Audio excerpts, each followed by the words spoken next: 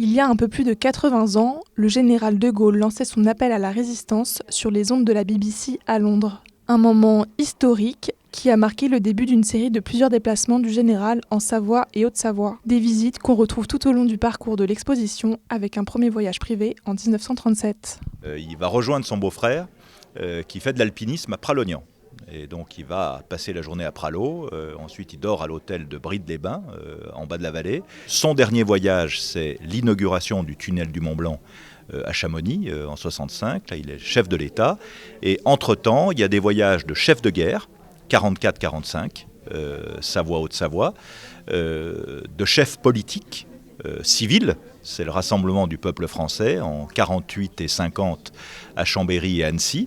Et puis évidemment, le grand voyage, c'est 1960, où il passe dans les deux préfectures et dans toutes les sous-préfectures des deux départements savoyards pour le centenaire du rattachement de la Savoie à la France. C'est à l'occasion de toutes ces visites qu'il a pu nouer un lien particulier avec les départements savoyards. Charles de Gaulle avait un lien très fort avec la Savoie. D'ailleurs, dans son bureau d'Angle à Colombey, où il a rédigé ses mémoires. Sur la droite, il y a une petite bibliothèque et il y a une histoire de la Savoie d'Henri Menabrea dans cette bibliothèque. Il était passionné par l'histoire de France, de toutes ses provinces. Et même si la Savoie est la dernière province à être devenue française, il l'affectionnait tout particulièrement. Au fil de l'exposition, les visiteurs peuvent découvrir l'histoire de leur département et de leurs habitants à différentes périodes grâce à des documents d'archives uniques.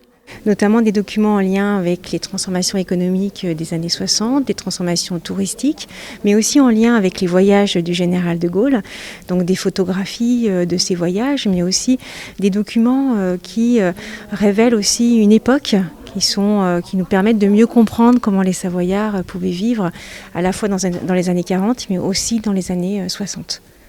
Les photos où on voit le général de Gaulle à Glières, à Morette avec François de Menton en 1944, évidemment que ça vous tire les larmes.